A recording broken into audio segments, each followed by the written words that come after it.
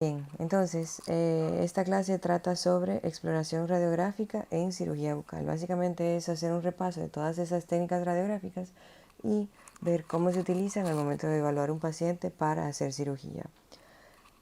Tienen que completar estos videos, o sea, tienen de ejercicios, ver estos videos que tienen que ver con radiografías panorámicas y radiografías periapicales, donde entiendo que se resumen de una manera muy completa todo lo que debemos de evaluar o podemos evaluar al momento de ver una radiografía tanto panorámica como periapical. Les recuerdo que el 11 de junio hay asueto y que lo único que van a tener pendiente para ese día es entregar la tabla de farmacología. También les recuerdo que pueden enviarme antes de esta fecha su borrón de su tabla de farmacología a mi correo para yo irles haciendo las correcciones y ya cuando entreguen el trabajo a la nube no pierdan puntos por las correcciones que yo haría.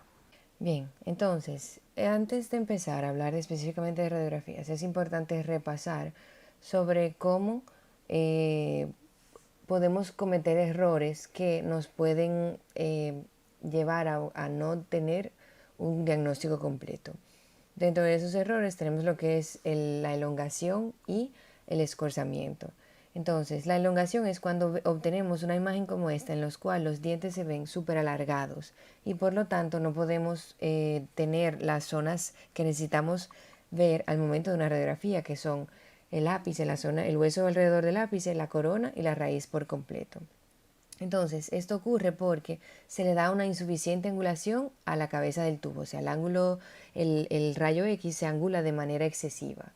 Entonces, el otro error que puede ocurrir es el escorzamiento y obtenemos una radiografía que se ven los dientes súper pequeños y súper cortos. Si ustedes se fijan, un canino normalmente mide alrededor de 25 a 30 milímetros desde su parte incisal hasta su parte apical. Y en esta radiografía podemos ver que se ve muchísimo más pequeño y eso nos da una idea a nosotros de que hemos cometido un error de angulación y debemos de corregirlo. Otro error que podemos ver es cuando el tubo del rayo X lo pegamos demasiado a lo que es la cara del paciente y si lo pegamos demasiado, este círculo que ven aquí, que simularía lo que es el tubo, se mueve un poquito más hacia mesial o hacia distal y obtenemos esta imagen que la película solamente se expuso en esta zona de aquí. Y eso se llama un cono cortado o corte de cono. Otro tipo de error es que la película, cuando le decimos al paciente que la sostenga con el pulgar o el índice en el paladar o en el piso de boca, se dobla. Entonces, como ya se ha doblado, lo que ocurre es que la imagen parece como si fuera como que se arrastra. Entonces, eso significa, cuando vemos una imagen de este tipo, que el paciente dobló excesivamente lo que es la película. Otro error también que se comete es cuando el rayo no lo dirigimos totalmente perpendicular a las superficies interproximales entre los dientes. Y ocurre este error que vemos como si fueran los dientes que están uno encima de otro. Bien, ya la idea es que se vea así, como vemos en esta imagen, y la manera incorrecta es esta. Otro error que puede suceder es que la radiografía se mueva en lo que estamos, la radiografía o el rayo X se mueva en lo que estamos exponiendo la película a los rayos X y por lo tanto se vea como borrosa o que se ha movido. Otro error es que tomemos una radiografía y veamos como varias superficies o varios dientes donde no deberían estar. Esto ocurre porque repetimos una misma película a radiación, a rayos X y esta se adquiere dos imágenes al mismo tiempo.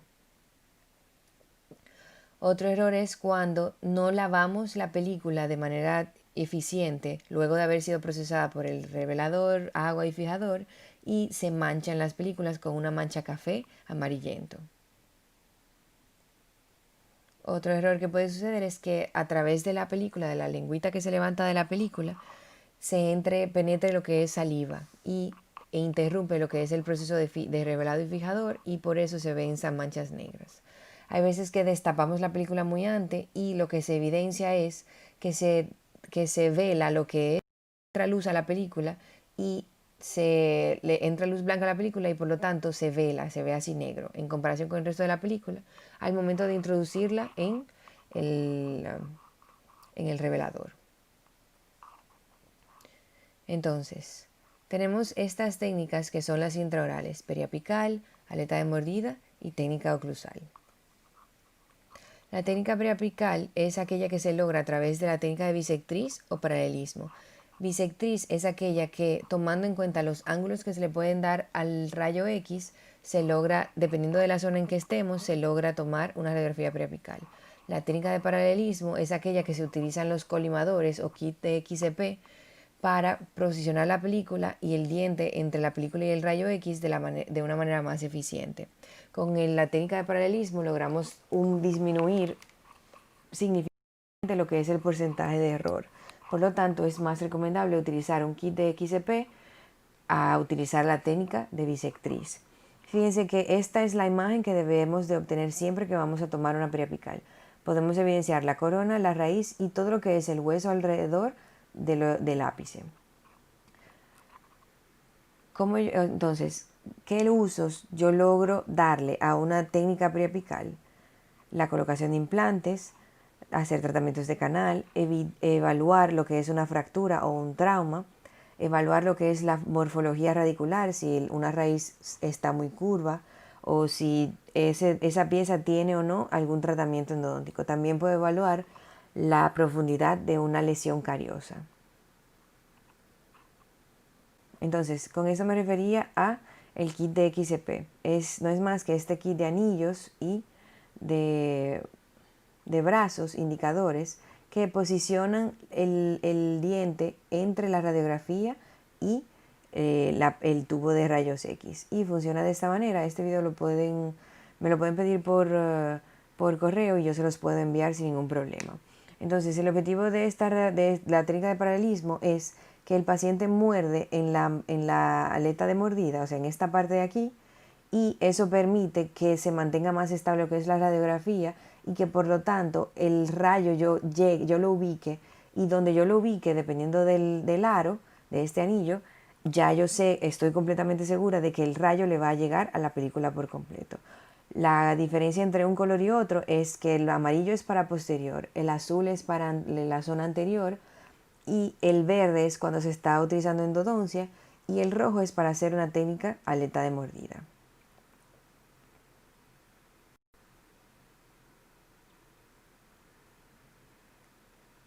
Entonces, la técnica interproximal o aleta de mordida o bite wing es aquella que nos permite al mismo tiempo evaluar el sector superior e inferior y todo esto posterior. En anterior no se realiza esta técnica. Entonces, fíjense cómo obtenemos que el rayo cruza a través de las superficies interproximales y obtenemos información sobre lo que es la cresta ósea, la altura de la cresta ósea y si se evidencia o qué ocurre entre un diente y otro. Bien, también nos sirve para lograr evaluar lo que es la cámara pulpar, si está estrecha, si está amplia y si tiene algún proceso infeccioso cerca. Bien, entonces fíjense aquí cómo podemos evidenciar lo que son caries interproximales, la profundidad de una restauración.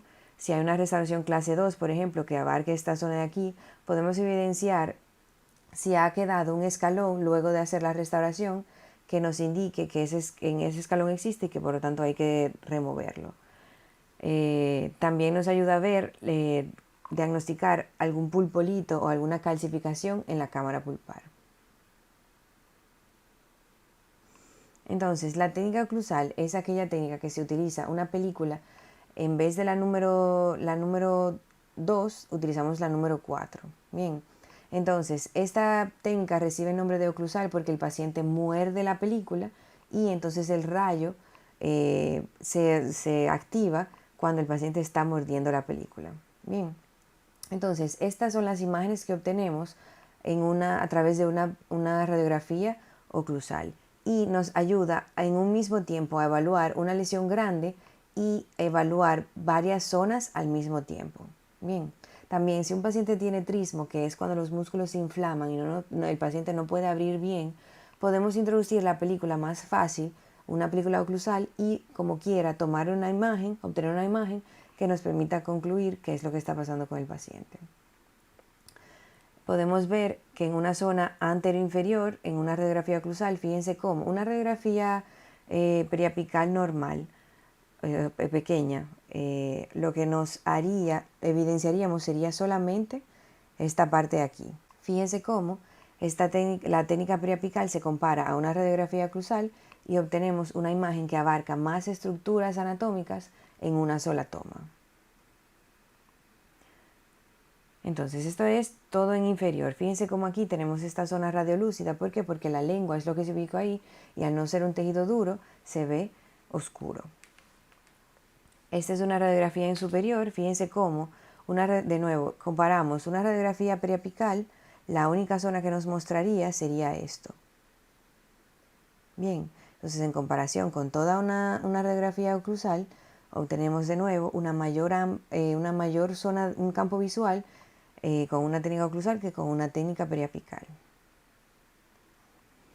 Entonces, una panorámica, que entiendo que todo el mundo ya a esta altura del juego la conoce, tiene la ventaja de que nos permite en una sola toma ver absolutamente todo lo que el paciente tiene para mostrar dentro de su cavidad oral. El detalle está que con esta técnica nos exponemos y lo que vemos tiene un alto grado de distorsión. Una radiografía panorámica presenta un 25% de distorsión, mientras que una radiografía periapical presenta entre 1 y 2% de distorsión. O sea que una imagen panorámica no es tan fiel y no es tan detallista como lo que es una radiografía periapical. Pero eso no quiere decir que no podamos utilizar una panorámica o no nos dejemos llevar por ella. Fíjense cómo podemos en una sola toma comparar el lado derecho con el lado izquierdo. Bien, entonces si nos acercamos un poco más, fíjense cómo yo tengo este número 28 y está en su camino normal a erupcionar y se le están formando las raíces. Pero si yo comparo ese número 28 con el número 18, fíjense que el 18 está muy por encima, muy alejado de lo que es la superficie oclusal del segundo molar, y podemos evidenciar que hay algo diferente en esta zona, que es lo que me está causando la diferencia del lado izquierdo con el lado derecho. Y eso es lo que nos permite hacer la radiografía panorámica, comparar un lado con el otro. Dentro de las ventajas y desventajas de una panorámica tenemos, como dijimos anteriormente, que en una sola toma podemos evaluar muchas estructuras anatómicas. Nos permite comparar un lado con el otro. No requiere tanta experiencia como lo que es saber sobre técnica de bisectriz, técnica de paralelismo, como la necesitamos saber para tomar una radiografía periapical, sino que el paciente llega, se entra en el aparato y se le da play y ya el aparato toma la imagen. Bien. Entonces es una técnica más fácilmente tolerada por el paciente. ¿Por qué? Porque no le estamos introduciendo una película dentro de la boca. Recuerden que esto es una técnica extraoral. Bien, y por lo tanto es más fácil para el paciente hacerse la radiografía panorámica. También es un estudio de bajo costo. Una panorámica está costando ahora mismo entre 400 y 600 pesos y el bajo costo es comparándola con lo que es la tomografía. Ahora, ¿qué desventaja presenta? ¿Se recuerdan el grado de distorsión que tiene? Un 25%. Dígase que si yo mido algo en una panorámica que mide 10, puede que en verdad mida 7.5 o 12.5. No puede revelar detalles, presenta la distorsión, y el equipo el panorámico, para yo tomar una panorámica, llega a costar muchísimo, o sea, muchísimo más que lo que es un rayo X convencional. Entonces, tenemos lo que es la tomografía axial computarizada. Este estudio no es más que la suma de varias exposiciones del paciente a radiación, y esas varias exposiciones se unen en una computadora para poder armar lo que es una imagen tridimensional. Entonces, esa imagen tridimensional se va a dividir en diferentes cortes. El corte tenemos el corte frontal o corte coronal, corte sagital y corte axial. El corte sagital, que es el que va de izquierda a derecha, dígase de oreja a oreja, y nos permite tener información del paciente como si el paciente estuviera de perfil. Un corte coronal es cuando se divide el paciente desde la parte anterior o sea, desde la nariz hasta el hueso occipital, de adelante hacia atrás.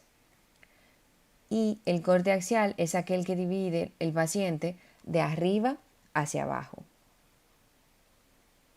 Entonces, pensando en toda esta información, en todos estos diferentes cortes que nos puede dar una tomografía, ¿qué usos le podríamos dar? Lo primero es que nos facilita muchísimo lo que es el diagnóstico por imágenes de un paciente, porque estas imágenes no llegan a tener nada o muy bajo porcentaje de distorsión.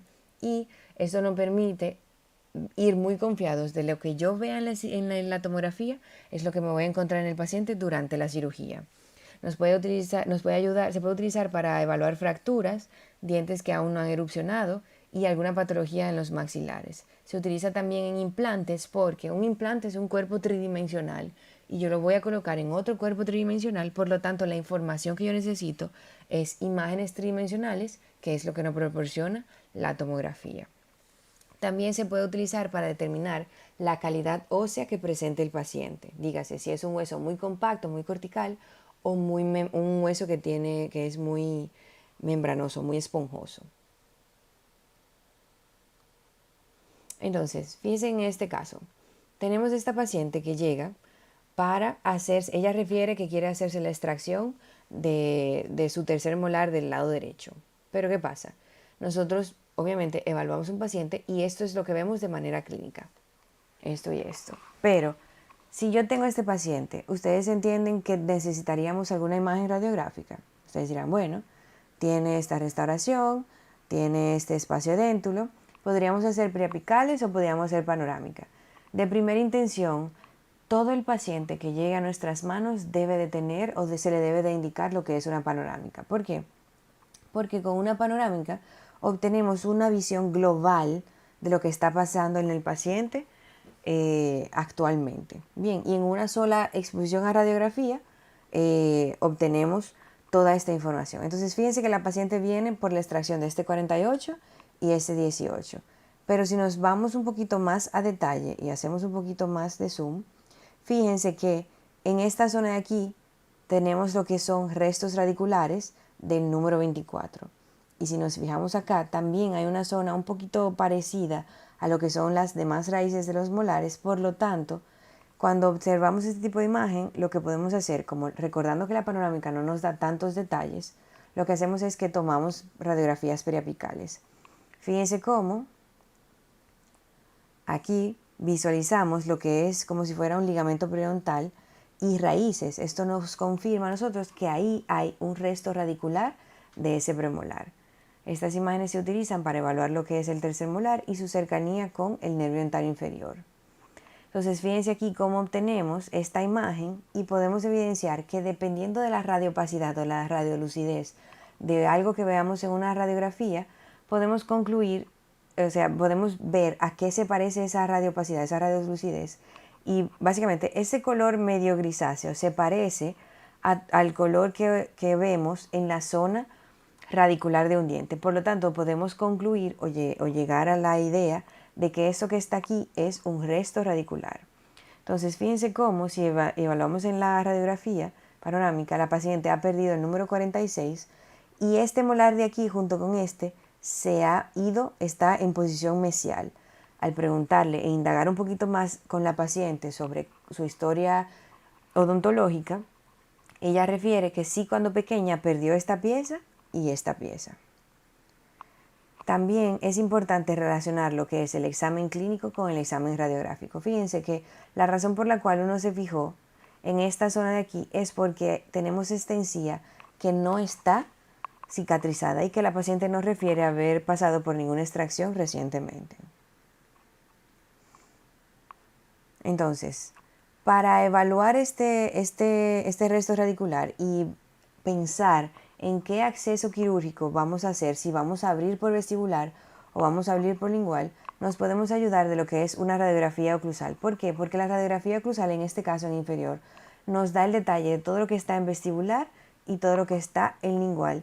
Y podríamos ubicar este resto radicular si está más hacia vestibular o más hacia lingual. Bien, muchas gracias.